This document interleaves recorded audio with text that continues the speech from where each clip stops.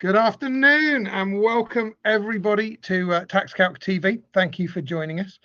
This is part of our ongoing mission to bring you the advice and inspiration, whether you're a TaxCalc customer or not, but you are looking to offer your clients a better service. Today, we're going to be looking at share schemes, alphabet share schemes. So these obviously can be a powerful, flexible tool for owner-managed businesses. They can help reward key people in the business. You can bring family members into the structure or give directors more control over how the profits are distributed. But they also come with traps and consequences that are easy to overlook. So to guide us through today's topic, we are joined by Nick Wright. Thanks for joining us, Nick. He's head of corporate tax at Jerroms Miller. Do you want to give us a little overview of what you do there and what Jerroms Miller does? Yeah, so Jones Miller, we basically in the large consult for accountancy firms, tax advisors, and so most of our clients are accountants and tax advisors themselves needing help.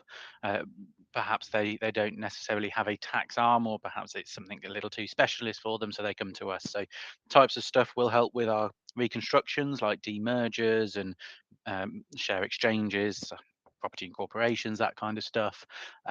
We do employee incentivization, obviously.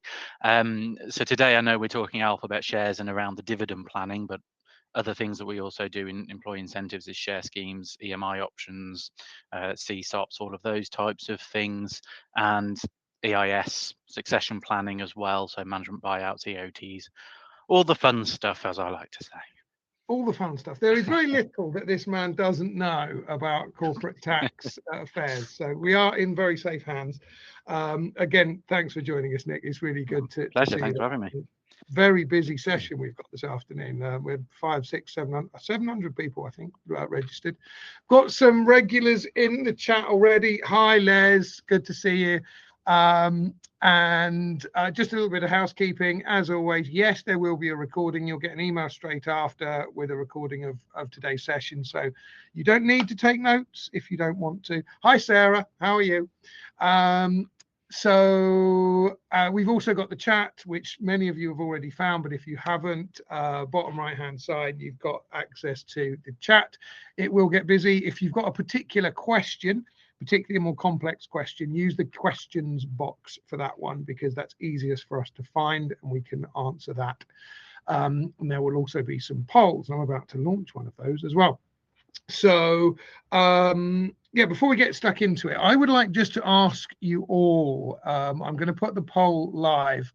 So the little red dot will appear over polls in the corner. And the question really is just, how regularly do you speak to your clients about share schemes and employee incentive schemes? Just want to get a sense of how much you guys are doing, whether you're new to it, if it's something that you're planning to get into. If you could just indicate so in the poll, be very keen to see your outcomes in there. Very rarely seems to be roaring ahead as the most common, couple of times a year or less. Only a couple of people do so every week. So getting a sense that maybe people are getting, want to find out more about this and want to start having these conversations in a little more detail. So Nick, let's get started. We wanted to look first of all at really just an overview, the use of alphabet shares. Yeah. I should also say, because we're talking, we've used the term share schemes a bit, so just at the risk of going off topic, if there's a large majority who actually want me to talk about share schemes rather than spend the whole hour on alphabet shares specifically. So alphabet shares, just to set the scene, is we're really talking about any company who has more than one class of shares. Most people call them A shares, B shares, C shares, hence the very imaginative name alphabet shares. And most of the time in the owner managed business sector, there's lots of reasons to do that. There's lots of commercial reasons to do that. You might be, having an investor who has a slightly different risk profile, who wants maybe less voting rights, more capital rights. So you want to distinguish between two groups of shareholders. So you create two classes. And in the owner managed business world, especially small companies, a lot of the time people are setting these types of structures up because they want to be able to pay dividends to one shareholder at a different rate than they might to another. So yeah, largely I was expecting today to focus on setting that type of structure up. How do you pay dividends differently? What are the risks? What are the risks for employees versus family members? And we can get it a little bit techie on that. But if there is quite a few people actually interested in hearing about sort of EMI share options and CSOPs, then obviously I'm happy to spend a few minutes on that bit as well. Well, in the ever scientific way that we do on TaxCalc TV, I'm going to ask the chat. So if you would like a little bit more of a broad view of share schemes on the whole, rather than the specifics of the alphabet shares, please just say aye. Oh, alphabet shares only, alphabet shares. There you go. Lots of An people early still want win. alphabet shares. Excellent.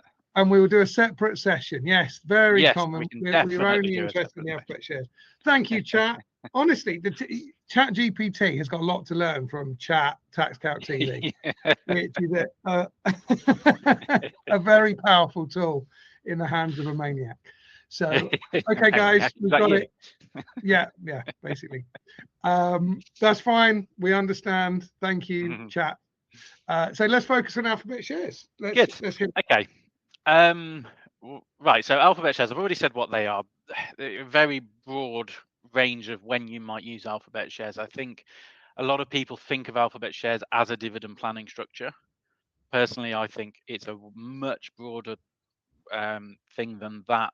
The obvious reasons I've already mentioned, you might have different investor profiles, the dividend planning. The other thing you'll often find is if you want to issue shares to an employee, let's say your company's worth £1 million and you want to say that this guy's been with us a long time, we want to keep him on board, we're going to give him 10% of the shares. Well, if you do that on day one and just say here's 10%, if the company sold the next day, he gets 100 grand, doesn't he? Because he's got 10%. So you bring a new class of shares into the articles called growth shares. So instead of he's got 100 grand and therefore he's going to pay tax on that, because the basic rule of when an employee gets shares is they pay tax on value they receive, you give them something called growth shares. You need a separate class of shares to distinguish them.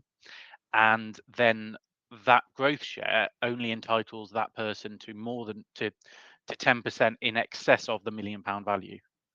And so because he's only getting growth from today, there can't be, or arguably there is no value on day one. And so there's no tax on day one. So in the world of employee incentives, something like a growth share is required to be a separate class of shares to make it to design it that way. But obviously that's hugely beneficial. And the other thing I should mention as well is I'm not a trust person, I'm not an estate private client tax person, but I've fallen into, having spoken so much about alphabet shares, I've fallen into doing quite a bit of estate planning alongside a private client team with family investment companies. And again, family investment companies, you often have a class of share where you might say, mum and dad want control, so we're going to give them the voting rights, and maybe we can't pass any value out of their estate because of gift relief not being available and things. So we'll just give the children growth shares without voting rights. So they don't have control, but they get all future growth that passes value out of this estate. All of these types of things are, how you can use alphabet shares. And I think largely today, we're going to cover how we're going to set these things up and what are the main tax risks. We'll cover employee incentives and what the issues are for employees. Now, I would say I've got a 3-hour presentation version of alphabet share, so it's going to have to be reasonably less technical than sometimes I might be. But so the reason I say that is because you can take an hour talking about employment related security, so I'm going to try and keep that a really basic and just highlight the key things we really need to know. If you're talking to a client about this, what do you need to know to be able to confidently say, look, this is a good structure, this is steer clear kind of thing, or yeah. Okay, so before we get into the tax section, Sarah asks, she just wants to confirm, take it the children would need to be 16 or 18 to set up to be recipients of shares? Not technically. The reason you're probably thinking 16 or 18 is that the settlements legislation, which we will talk about, says that if you give income to a minor child, based on assets that you gifted to them, you're taxed on that income. You can't, because a lot of people would just say, well, my child gets a personal allowance from birth, so why not just give them some shares and pay them 12.5 grand dividends every year? The settlements legislation is designed to stop that. But if you were to give them shares but not pay dividends on those shares, that's fine. Gets a little bit more tricky, obviously, if you decide to sell the company and you've got a child as a shareholder. Legally, they probably can't sign a document to sell the shares, so that's when you start using trusts instead. But yeah, I think the minor child thing is really about income, not if you're trying to pass capital to them. Okay, and then Mike is already. We're getting questions. Right, we're going to have to take a lot of these questions at the end, and I think we will be getting to a lot of these. But just to cover them off, how do you structure a dividend policy around growth shares?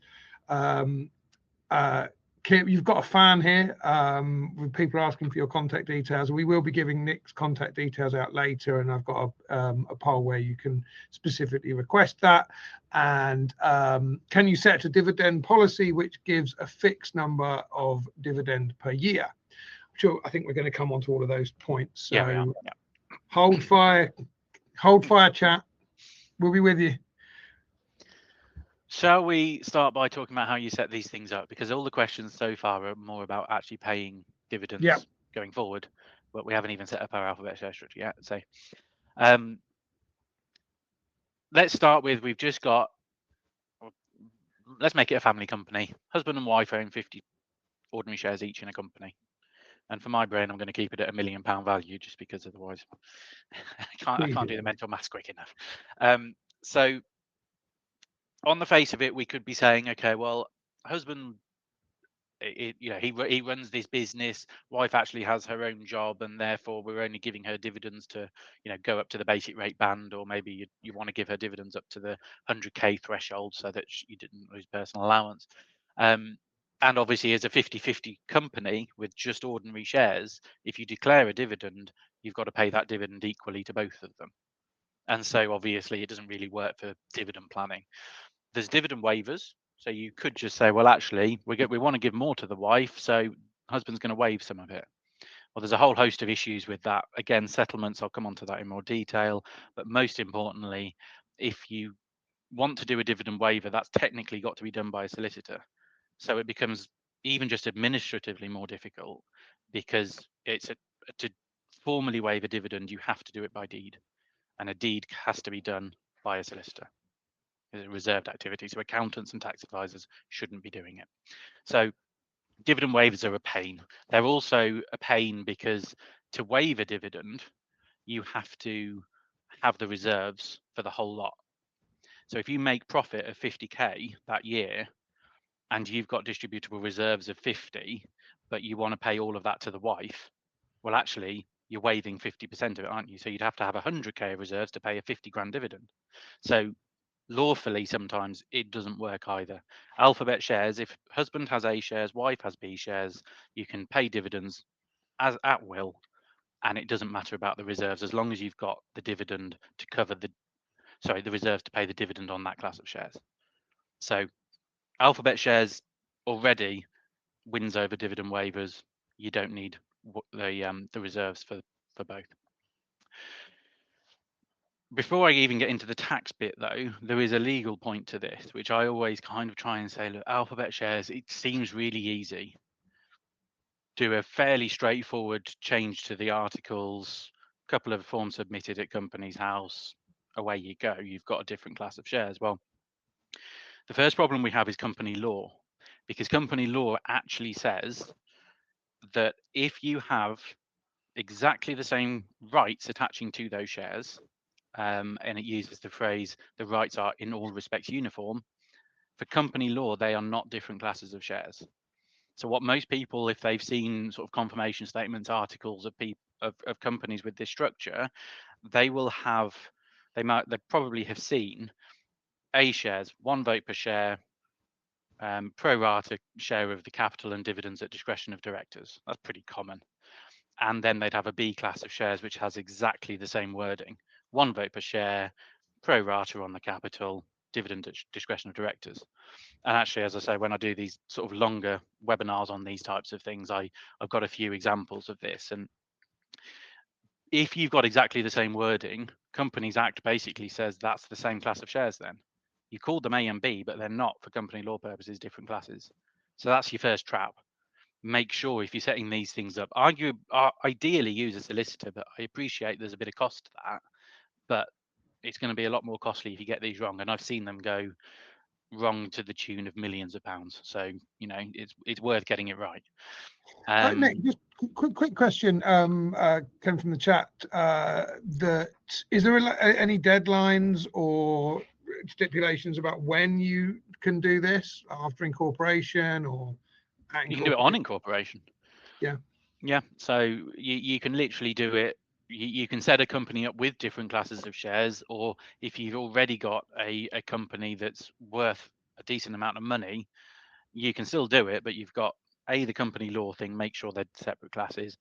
And the two main tax issues I talk about are capital gains tax. So generally speaking, the two taxes we're probably the two issues we're concerned with capital gains tax is you're converting it from an ordinary share into an A and a B. So technically you're disposing of shares and reacquiring a new class. I'm always fairly relaxed, to be honest. I don't really want to spend much time talking about reorganization provisions because that should be a reorganization, and that basically means your A shares that you now hold are treated for tax purposes as the same asset as the ordinary shares.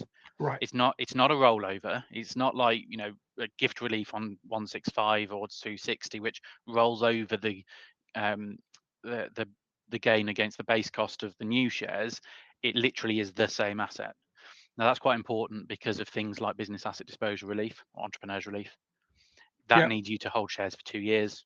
If this was a rollover and you've acquired A shares, but you've just rolled over your gain, you'd reset your 2-year period.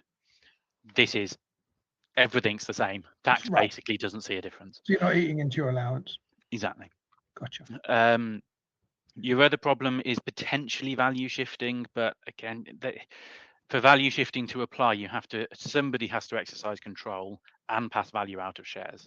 Now, in my very basic example of husband and wife, firstly, is there any change in value of the A and B? They still have voting rights, presumably capital rights, and you just want to pay dividends differently. Is there any value shift at all?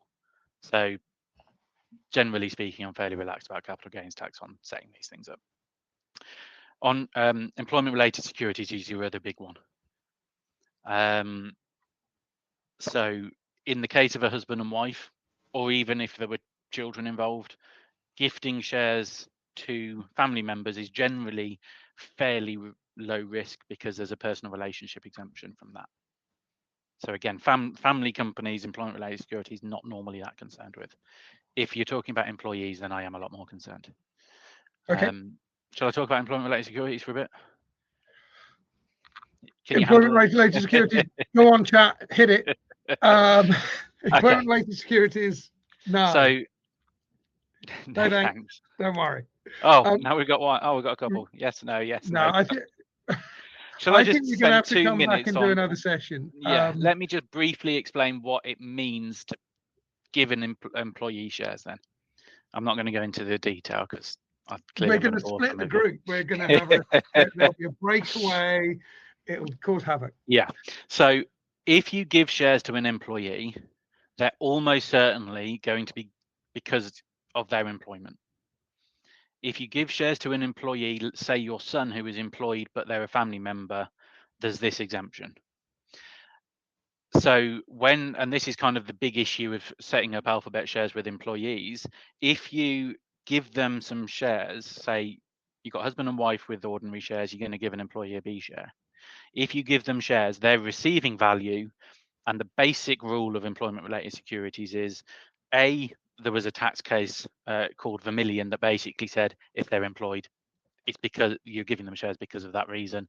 So you almost certainly fall within those rules. And the way the tax rules work are if you give value to an employee, either issuing them shares or varying rights so that they have more rights, there's a tax charge to income tax. if there's organic growth in those shares, it's capital gains tax. So whatever we're doing, when we're trying to plan for incentivizing employees who don't have that personal relationship that we can get an exclusion from these rules, we're trying to plan so that it's all capital gains tax at the end, not income tax at the start, because obviously a lot more costly. Right. So I think you got away to with avoid that. the fight, Kay, I'm not going to say any more. I think you wove that very fine line between doing it but not too much. So thank you for that. Okay, but you so can we haven't see, so started you've got a few different things. You've got legal issues, capital gains tax, make sure you're not transferring value if you can help it, and then make sure there's no income tax charge if they're employees. So those are our big things on setting. That's just setting them up, but there's already some issues. We haven't even got into how we pay the dividends and what the big risks are, have we yet? But no, we'll get there. I know you have been asking a lot of questions and there's some complex ones in there, but I think what we'll do is plow on. We'll get through the tax bit. Maybe we'll take some of these questions at that point before we get into the different types. So, Nick, floor is yours. I was going to say, what do you actually want to do? We could spend sort of 10 minutes talking about your employees. own adventure book. This isn't it? Turn to page 7. So we could spend 10 minutes talking about employees and the dividend issues, another 10 minutes talking about families and those issues, and then we've got 20 minutes at the end just to go through questions if you want. Was there more on the tax side though? I mean, paying dividends. Do you want to get through? Was there more on the tax side? Of course there was. I told you I can talk for 3 hours if you want me to, if you'll have me. Nick is the 4 times winner of the Red Lion corporate tax pub quiz, aren't you? You've won that many times. There's a lot of people saying they want to hear about families. Should we talk about families then? Let's do families. Because I think, especially in the small businesses, obviously there's a lot of people who are, they are family businesses, whether it's they're going to pass it on in the future, or they've got kids in, or maybe I don't really plan on talking about it, but the giving shares to minor children, or getting them dividends to pay for school fees and that type of planning. So there's kind of a lot to cover on that. Now, what I tend to say is, when you're talking about employees, you're concerned about earnings and employment-related securities. We'll talk about that in a bit. When you're talking about family members, because you normally got this exemption from employment-related securities, you're not really concerned about those two issues. You're really concerned about the settlements legislation. So we've already kind of briefly mentioned this because of the question that was mentioned earlier, but the settlements legislation basically says that if you give shares, or if there's any kind of element of what they call bounty, and you retain an interest, then that dividend is basically deemed to have been taxed on you. So it's different from ERS, because ERS and earnings increase your tax rate. Settlements moves the income from the person who is the lower rate taxpayer that you wanted to pay it to, and deems it to have been received by the higher rate taxpayer. So it's not about tax rates, it's about who should pay the tax on it. And we've already mentioned, if it's minor children, the settlements rule is, if a child is given assets and receives income of more than £100 in a tax year on those assets, it's automatically taxed back on the parents. So you really got no leg to stand on that rule. Where you've got adult children, it's a much grayer area, let's put it that way. Or it's not just children, it's husband and wives as well. So to be honest, probably the easiest way for me to actually explain this stuff is to talk about some of the sort of headline cases, if you like. So Arctic Systems, that was the first one, and I think what came out of Arctic Systems was really interesting. So I don't know how many people are tax nerds like me who actually have heard of all these cases, but this is one where we had Mr. and Mrs. Jones, 50-50 shareholders.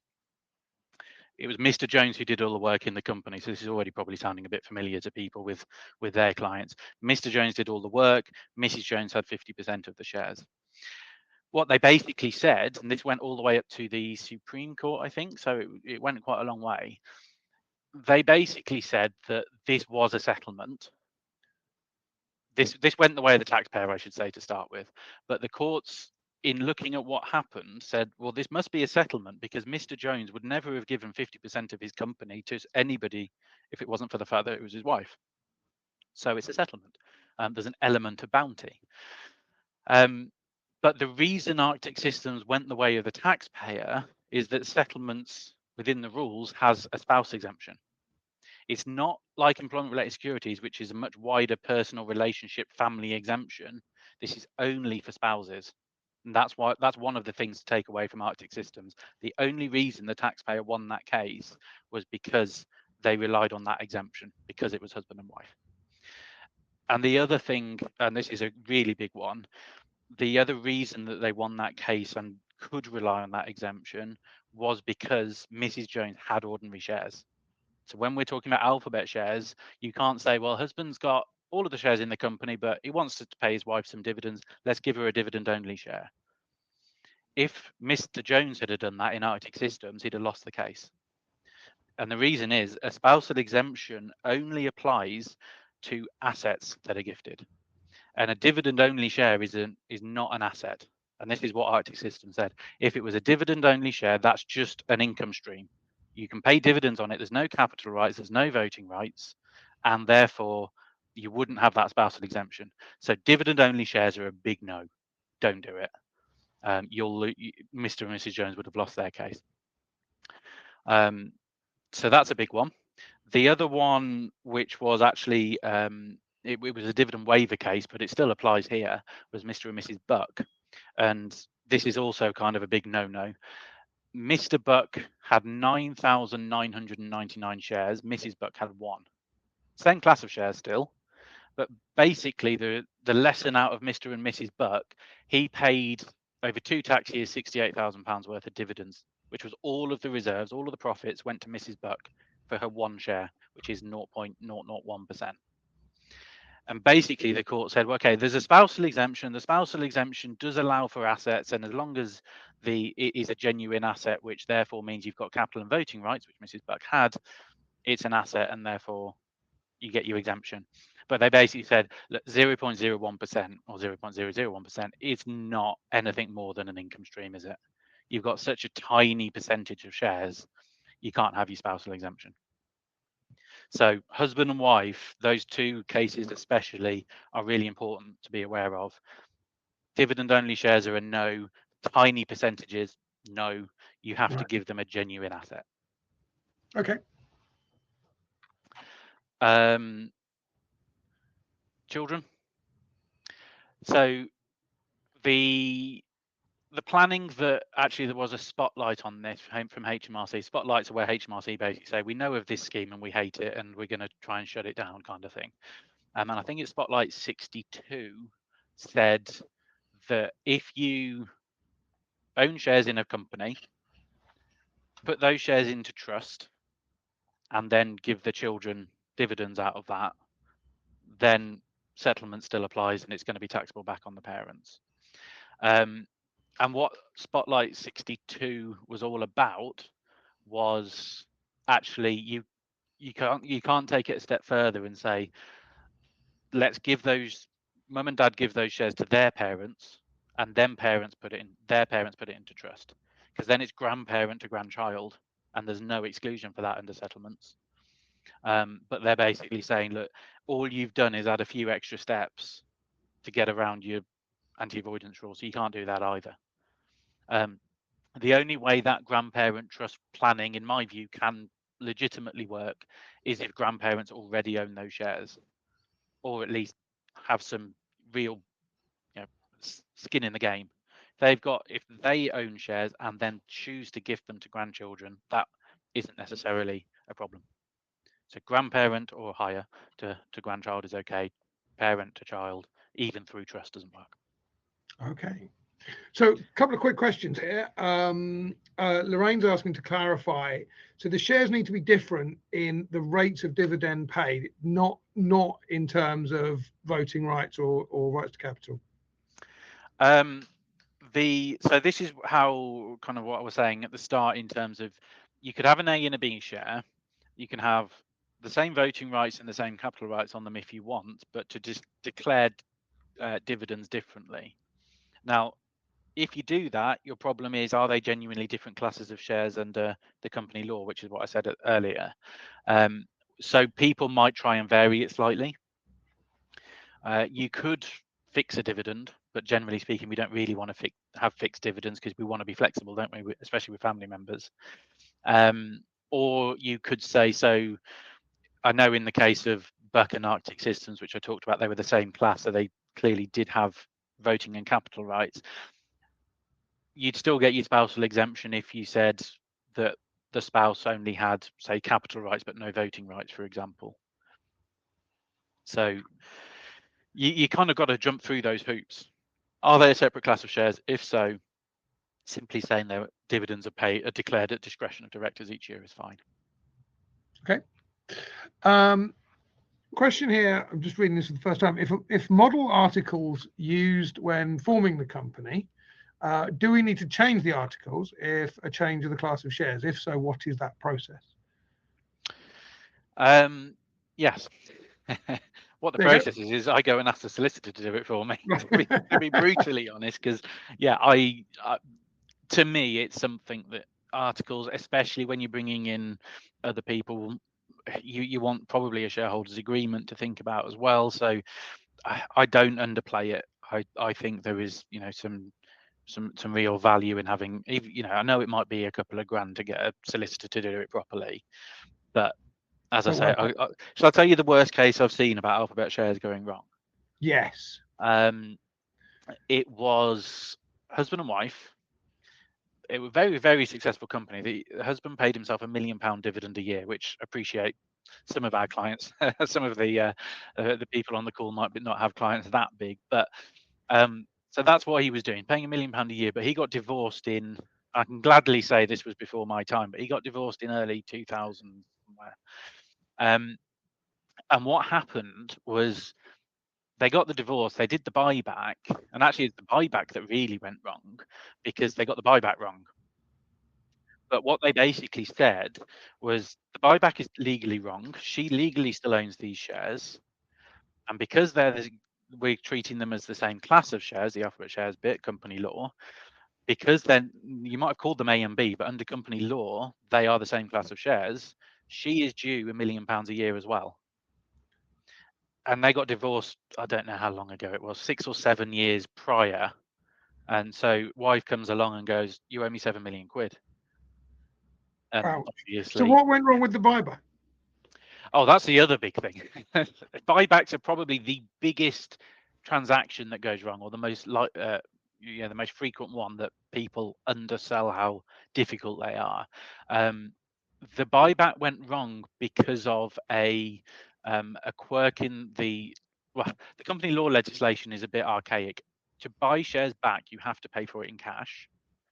There's other capital treatment rules, but that's the tax rules. But the legal issue with the buyback, and there's a number of them, but one of them is that you have to buy them back in cash. So if you buy them back for, say, it was part of the divorce settlement, they had to buy them back. But let's say that the buyback was for £1 million, and the company has 800k cash now, and they're going to pay 200k cash next year or something. You can't, if you say we'll buy all your shares back for 800k now, 200k in a year's time, that's an unlawful buyback. Right. End you of. can only get 80% of them back. Yeah, there's ways around it. It's just knowing those issues. So you could say, well, we'll buy 80% of her shares back now and 20% in a year's time. That would have worked. So be careful. Be careful. I love it, God, be careful. Okay, I'm going to go to a couple more questions. So 2 shareholders not connected, both involved in running the company. A and B shares same capital and voting rights, but unequal dividends. But unequal dividends can be paid at discretion of directors. Any risks? I think that's a question that I would cover when I'm talking about employees. Shall I talk about the employees into that bit, or have you got later. another question? I'm going to do one more, which is about the shares being of different classes. If you specifically say for each class, this class of shares has dividend rights for ordinary shares A only, would varying the wording for the dividend for each class of shares mean the shares are now considered different under company law? I think strictly yes, it probably would. Let me just explain that company law issue a bit, actually, because again, the reason I always, especially if there's doubt, will use a solicitor is because it's just I'm not qualified to answer that question, quite frankly. Right. So I'm just kind of saying, look, this is the experience I've had, but this is a company law question. You need a solicitor. So the two kind of schools of thought I've seen on alphabet shares from solicitors: if the rights attached to the shares are in all respects uniform, regardless of what you call them, the Companies Act, and it's section 629 if you want to look it up, says that they're the same class of shares. And I actually had a client which I happened to be reading through the articles. It was something completely different. It was on a demerger, but I had a solicitor call me on another case, and as I was thinking about this very point, I happened to ask that solicitor. So the wording of these articles, the A shares are worded identically to the B shares, but they've started the class of shares section by saying, for the avoidance of doubt, these are different classes of shares. And I said, oh, that's novel. Does that work? Because if that works, then this. Do you just declare it and piece of cake, isn't it? And he was like, no, that does not work. So right. Yeah, I don't know who drafted those articles originally, but they do have to be genuinely different rights. Now, the thing, and if anybody's got a subscription to Practical Law, I've seen a few conversations on there about this and why I think solicitors have different views. And I would say, when I put some of these examples on when I'm doing webinars and things, I did a webinar to a pretty sizable UK firm of solicitors, and there were 25 solicitors on the call. And I put an example of a confirmation statement on the screen. There were 6 different labels to these classes. 4 of the classes looked exactly the same, and another 2 of the classes looked exactly the same. And I get the same answers every time, and it just so happens that even these solicitors were divided. I said, how many classes of shares if you read that confirmation statement? Some say 2, because you've got your 4 worded the same and your other 2 worded the same. Some say 6, and then some people said 3. I was like, well, I get the 6 because you've got 6 different labels, and I get the 2 because you've got those 2 identical wordings. Where have you got 3 from? Nobody still explained the 3 to me, but it's not the first time I've had that. So you can see the point. It's not something I think an accountant or a tax advisor should really be, in order to protect your client, make sure that this is done properly. But the other thing I was going to say about the practical law conversations are that the one argument is, well, if you just say dividends declared at the discretion of directors, well, the wording of that on both classes is exactly the same. Therefore, the rights are uniform, and therefore they're the same class of shares.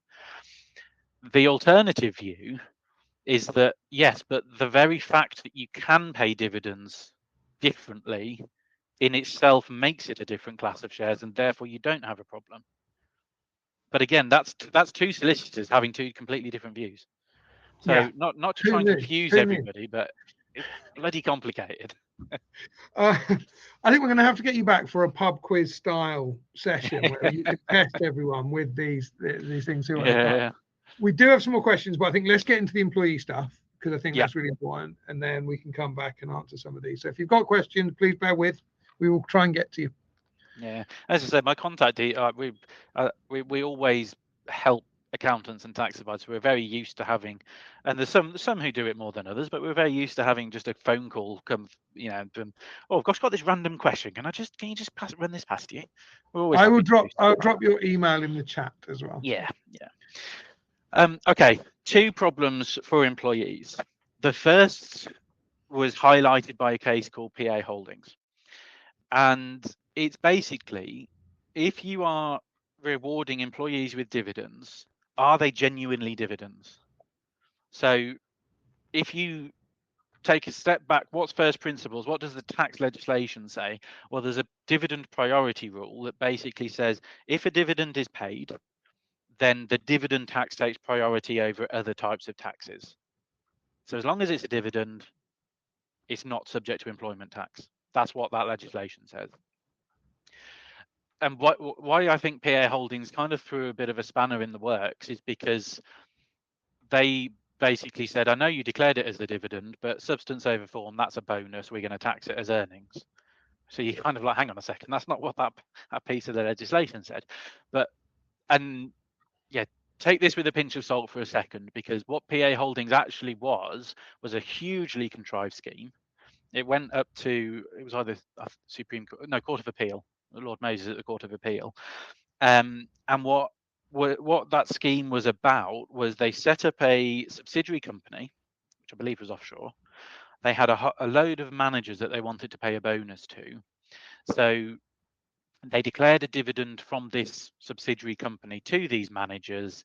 Basically, when they actually looked at the correspondence, it was, we want to pay a bonus of this, but we want to do it through this scheme, so we'll pay it as a dividend. That in itself was very contrived because you're using extra subsidiary companies offshore and all the rest of it. But they then went a step further, and quite frankly, I think this was their nail in the coffin, is they tried to claim a corporation tax deduction as well. Now, anybody who's paying a dividend and also trying to claim a corporation tax deduction is going to fall into hot waters very quickly, I think. But the way the scheme worked, they kind of thought technically this works. Well, Lord Moses said, I'm going to ignore the fact you've legally declared this as a dividend. I'm going to tax this as earnings, because that's what it was all along. Now, after that case came out, the ICAW spoke to HMRC, and HMRC did say that when we don't expect that case to kind of become the case where we suddenly counteract all the basic dividend salary planning. So don't get too scared off by PA Holdings all of a sudden. It's not, but it does show that somewhere from your basic dividend salary planning to incentivizing employees and trying to pay bonuses to them, there's a line somewhere in the middle here. That if you cross it, it's going to be dangerous. So a dividend is a return of profits to a shareholder. Earnings, which is subject to payroll and national insurance, is a payment to an employee as a reward for their services that they perform.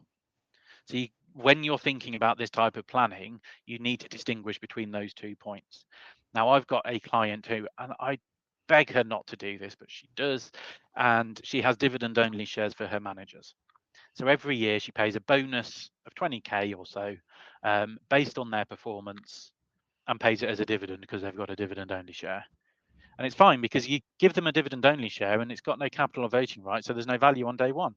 What's the problem? Well, the problem is obviously she's now selling her company. And like you've got no hope in due diligence. You're going to be in real trouble here, but that's another matter. So the point is, if an employee has a dividend only share, why have they got a share of profits? They've not invested anything. They've got no skin in the game, no voting rights, no capital. Why are they being paid a share of the profits for that year? And actually, PA Holdings is actually a case worth reading, because if you're a tax geek, everyone's probably thinking. But PA Holdings in Lord Moses did also say that it's perfectly acceptable to incentivize employees with shares, and it's perfectly acceptable to pay them dividends out of profits of the company. It's just that it's not acceptable to pay their earnings as dividends. Right. So even Lord Moses was saying, look, it's fine as long as it's a genuine dividend. And obviously their scheme was far too contrived to be a genuine dividend. And so you can kind of think, well, in that case, okay, where's the line? I think someone talked about fixed profit share earlier. And that's actually an example I often use to say, well, if you've incentivized, say, 4 key members of staff with shares, and you say they've got B shares, we're going to give them a 20% profit share every year. Well, that's not based on their performance, is it? Because you're giving them 20% of the profits. So 3 of your managers could work really hard and deliver all the profits, and then you got your 4th manager completely slacking off, but he's still going to get 20% because he's got a 20% fixed profit share. So by being able to say that this is a payment in relation to shares and not the performance of each individual member of staff, then I think you're pretty safe. As I say, there's obviously all types of quirky things that people do, so I can't kind of go to every eventuality, but I think yeah, that type of thing is fine. I think, and this is basically what HMRC confirmed after PA Holdings, the fact that you know, a lot of founder shareholders decide to pay themselves as dividends and take sort of 12.5 grand salary and the rest as dividends. Personally, I think that's pretty low risk as well. And it's because they are the founders, just like a sole trader. You know, they choose how to take profit, they choose when to take profits and all the rest of it. It's more when you actually are giving employees shares and just paying dividends based on their performance, all of those types of things becomes much riskier. Gotcha. Okay. So do you want to hit some of these questions now? We have about Go on. 15 minutes. I've realised that the sun is slowly coming around, so I'm trying to avoid it. If you see me going like this, oh, right, okay. just the sun's coming in. See? Right. Oh, yeah. I'm going to move around a bit. No problem. Right. Okay. I'm going to throw some questions at you. Now, so does it differ if shareholders are also directors, or is that? Well, I guess it depends on what you mean by direct. Do you mean employees and directors, or just directors, or are we comparing to just shareholders and not directors or employees? That's one for Catherine, if you want to elaborate on that in the chat, Catherine. So just to briefly say then, so you've got employment-related securities. Shares are related to an employment, includes directors. So you can't fall outside of this by not having an employment contract. So if the question is what I think it is, which is, well, they're not an employee, but they are a director, is it still a problem? Yes. Right. Because directors are treated as employees for this legislation. Okay. So Mike, I think that may be Catherine. No. Mike says, if you have share classes with identical rights, what are the implications of changing the rights? Now, again, there's various different pieces of legislation. So employment-related securities, if they fall within those rules, i.e. you don't have your personal relationship exemption, then the restricted securities rules say that there is a potential taxable event if you vary restrictions, if you lift restrictions, or if you sell shares. So if you start varying share rights and you fall within those rules, you could have you'll have an employment-related securities income tax charge. Now, the restricted securities rules, and everyone said they didn't want me to talk about that, so I'm not going to say much more. But the point is, if there is a restriction on those shares and you vary that restriction, you potential tax charge. Okay. Couple of comments that have come up in the chat around formation agents. What's your kind of view on them generally? I mean, one question was, would you think that they would cover any legality issues for the accountants and for themselves for basically if they're putting those together, and then how much can we rely on formation agents when they provide ABC templates at incorporation? Have you any experience there? To be honest, no. We always use solicitors or companies act. Right. I guess it depends on who you're using, right? Yeah, exactly. And I think probably most formation agents, probably if you read their engagement terms, say that they are not providing legal advice. So again, I don't want to speak for all formation agents, but I'd have thought you've got to be a bit careful in terms of that, because most solicitors will also say, well, if we're doing ABC shares, do you want a shareholders agreement as well? Okay, so let's get into some of the other questions that we have. So there's a few family related ones which we want to just dive back into. Where are we now? These are fantastic questions, by the way, team. If you have, there was one I'm just desperately looking for there, but I can't find it when I need it. If you bring in a son into a parent's business, who will bring in his own customers and take dividends based on their own income raised from the customers that they brought in, is there a problem with B shares for him? So be growth shares. I think Probably not. There's a few useful cases, useful examples in HMRC's manuals about employment-related securities and children. One of the examples is that, and it's actually they're very distinctive in what they say. They say if a father on retirement gifts the shares to son and daughter, then they're not employment-related securities.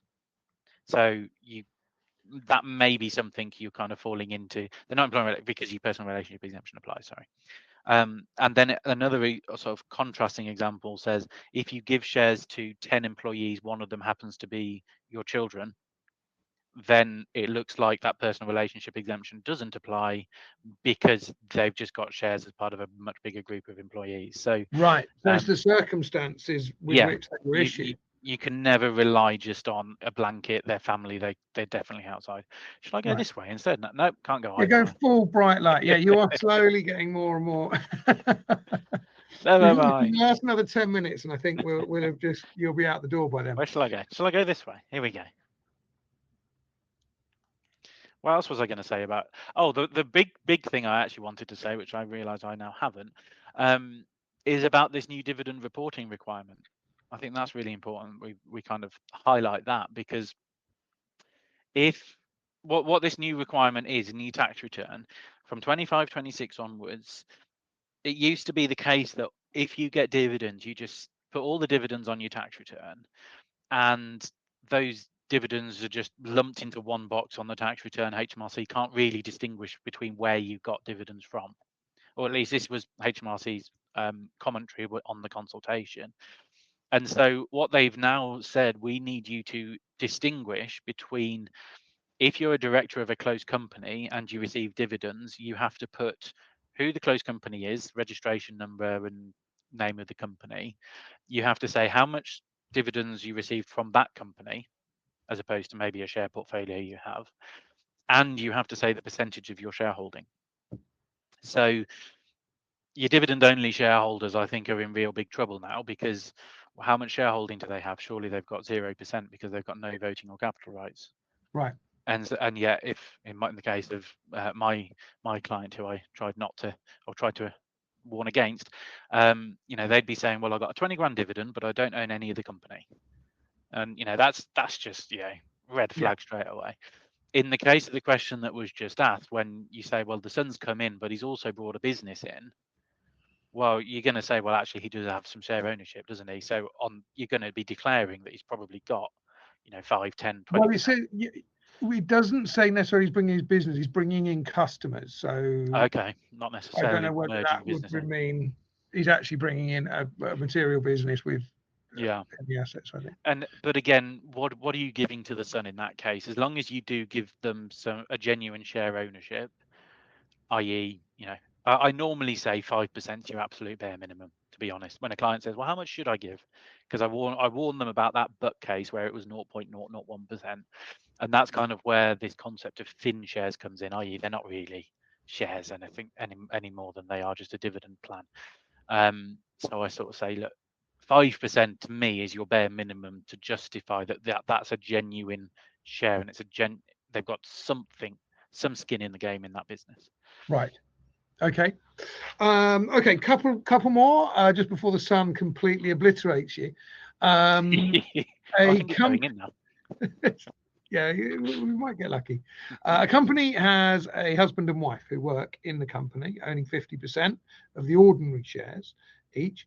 If a wife retires and the shares are converted to A and B shares, so different dividends can be paid, will the settlements legislation apply? Say that again. Sorry, I kind of. Sorry. I started reading Chris's question. I want to look at Chris's question after, please.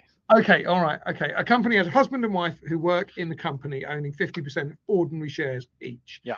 Wife retires, shares converted to A and B so that different dividends can be paid. Will settlements legislation apply?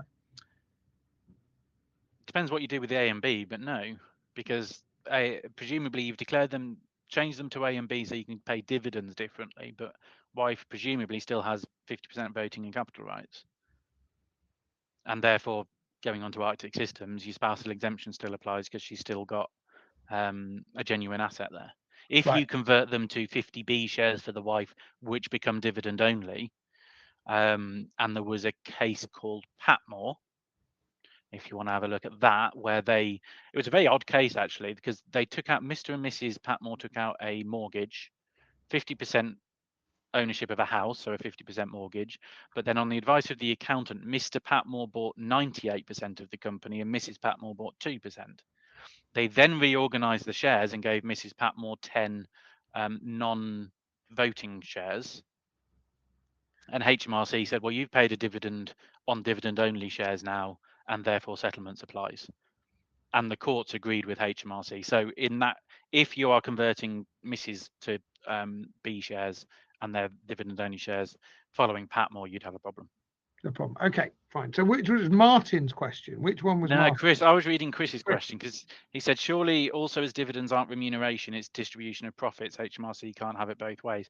The reason I kind of got a little bit distracted by that one was because if you read HMRC's consultation on this point where they're trying to say we need more information to be able to see what dividends are coming from where, their specific reason for doing this was to gain a better understanding of a shareholder's remuneration package, which exactly what Chris is saying. I'm saying dividends aren't remuneration, so that's contradiction in terms. But I think, this sun is really gone. Yeah, no, you're slowly moving. I feel for you, my friend. No, but that's kind of the point, that remuneration is one thing, which is exactly what I was saying. Dividends is it dividends or is it earnings? Because earnings is remuneration, dividends is not. But I think it's so prevalent in the owner-managed businesses, especially small companies, where they do choose how to take money out of the company. And a director working full-time is taking 12.5 grand salary because they're taking the rest as dividends. You kind of have to say, well, at some point it's a balance of their remuneration, isn't it? Okay. But okay. I'm using that word loosely in this point. Right, I'm going to give you one more very quick question, and then we do need to wrap up. But what I'd like to do before we get to that point, because Chris is going to get obliterated, and I just want to see how far around we can get him.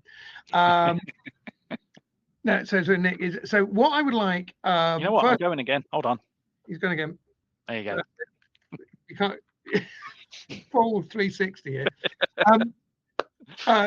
Nick, I really appreciate you being here, and this has been fascinating. I think we've got a lot of very deep content. This is one of the most technical TaxCalc TV sessions that we've done. Oh, sorry. No, it's great, and I would love for the chat to respond. First of all, to thank Nick for coming along, and also to request any particular subjects that you would like to cover. Just throw that into the chat if you would, and we can take a look from a corporate tax point of view, because I think we'd love to have Nick back, and please say aye. But I'll try not to get too technical if you don't want me to next time. No, and I do like the interactive. I hope you like that. You don't normally get that on one of your webinars where you just it is good. Some webinars you sit there talking for 3 hours and you think, is anybody there? Is anyone listening? Oh yeah. We are active. I would like also, I'm going to put a poll live. I would love you to take part in that. It's the poll question is quite simply, are you interested in finding out anything more about TaxCalc, anything more about Engager, which is our practice management tool, our software migration services, or indeed Nick Wright and Jerem's Miller. So if you indicate there, we can organize a follow-up for you if you would like to be contacted. Am I allowed to plug my podcast now? Yeah, go on. There's a few people saying they like the technical. So the two things I do, if you are interested in this kind of content, I do a weekly Technical Tuesday on LinkedIn. So if you connect with me on LinkedIn, I try and think of something that's either interested me, or a recent case, or just something that's gone wrong for a client or something, and put it out there. And then I do a podcast called The Tax Hour. So if you follow that on Spotify or YouTube, last time I spoke to Emma Chamberlain about wealth taxes. So there's a lot of talk about wealth taxes and everybody saying, should we have a wealth tax? Emma Chamberlain set up the Wealth Tax Commission 5 years ago. They didn't recommend, she was very careful not to say that. But they suggested, what was the answer? Binary, yes or no? At the end of COVID, not at the end, 20th of December, they published their report, and they said if you're going to have a wealth tax to raise a one-off amount of money to recover from COVID, this is how you could do it. And they had a calculator, and you can raise various different amounts. And I had a script. I probably shouldn't say this, but I had a script that kind of said, okay, we're going to talk about this. We'll talk about valuations. We'll talk about other countries. We'll talk. And about 5 minutes in, she said, and of course, we shouldn't have a wealth tax. I was like, what? My script? I've got nothing else to say. But we still had a very interesting conversation about wealth taxes and just capital taxes in general. So yeah, it's a lot of really interesting people. Can people just search for Nick Wright or Nick or? If you search for The Tax Hour on YouTube or Spotify, you should find it, or find me on LinkedIn, and you'll find one of my posts advertising it. So. Fabulous. Okay, we should do that. Also, I need to do a very quick plug as well. Next week, TaxCalc and Engage are live in London with Fusion. We are celebrating the power of working together. You see what we did there? Fusion, TaxCalc, Love Engage. it. So this is the 25th of November, next Tuesday, 30 Euston Square, just down the road from King's Cross. We're going to be showing off all the developments that we've had with Engage and TaxCalc, the integration that's coming together. We're also going to be looking forward and seeing what's happening in terms of what we've got coming up next year and beyond. So if you're interested in that, but also we will have speakers. We've got Ariona, who's been a regular on TaxCalc TV. I've got a bunch of other speakers. Jason Fox, who is the presenter of SAS Who Dares Wins, is going to be joining us as well, if that floats your boat. So please do come and see us. I will put a link to that in the chat if you would like to get tickets. There are literally a few tickets left, and I will put a link in there for you all. I don't think that's actually worked, so I'll do that again. But while I do that, let's get one more question, if we can, from you. We've still got many hundreds of people here, and my old colleague Dean Shepherd has a question for you I'd like to throw at you. Thank you, Dean. So 2 unconnected shareholder directors, AB ordinary shares, equal rights, each takes different dividends depending on how much business they bring in each month. Is that a problem? Towards, can you hear me? Sorry, the sound went a sec there. I think you're back. Sorry. You're getting towards you're paying someone based on the performance they're putting in, aren't you? But you're also saying, well, if they're sort of founding shareholder directors, then HMRC have always taken a reasonably relaxed view on this anyway. So my personal view is, well, if they're the ones bringing in all the work, and you're basically saying, well, we've almost got 2 business units within a single company, I wouldn't say it's no risk, but I would say it's low risk. Low risk, Dean. Low risk. Low to very low. Oh, I'm fairly relaxed about that type of situation, to be honest. Just on, well, based on sort of history with HMRC and what they've sort of done in the past. But actually, if we consider what they're now saying they want to understand a bit more about remuneration packages, you know, will their attitude change a bit over the next few years? I don't know, especially if they're trying to close the tax gap. But yeah. Well, let's find out. Okay, so we have gone a little bit over time. Thank you again so much. That was absolutely jam-packed. That's so good, and we will definitely be hoping that you'll come and join us again. Oh, I'll definitely come back. I'll just sort the light problem out next time, and then no. I think we're in somewhat more jeopardy. Perhaps you'll have a tour of the office by the time the next one's out. Slowly filling with water, just slowly. As you. Awesome. Well, look, thank you very much for coming, everybody. You did a great job. The chat GPT has a rival, and we will see you next time. The next thing we have got, by the way, is going to be the budget. We will be live covering that. We're taking a wealth perspective on that, so we're going to be looking at, we've got 2 wealth planners who will be looking at the impact of the budget on pensions, ISAs, etc. So please do join us on that. People too, yes, I did post, if you go up in the chat, Nick's email is in there. But to be honest, if you take part in that poll and indicate whether you would like to be followed up, that's probably better, because otherwise Nick will just be inundated with emails. Although I put my email in there now, sorry. Oh, that was cool. So yeah, so you should have already received an email. If you haven't, we'll make that available to you on the website so you can join up. So that's on the 27th of November. And then we have got the Christmas Power Hour on the 10th of December, where we're going to have special guests, we're going to have quizzes, prizes, and we're going to be looking at software and the integration with Free Agent that we've got with Engager, and a lot more. It's always fun, the Power Hour. So keep an eye for that for the 10th of December. Cool. Thank you very much. Thank you, everybody, and we'll see you next time. Take care. Thanks, everyone. Bye-bye.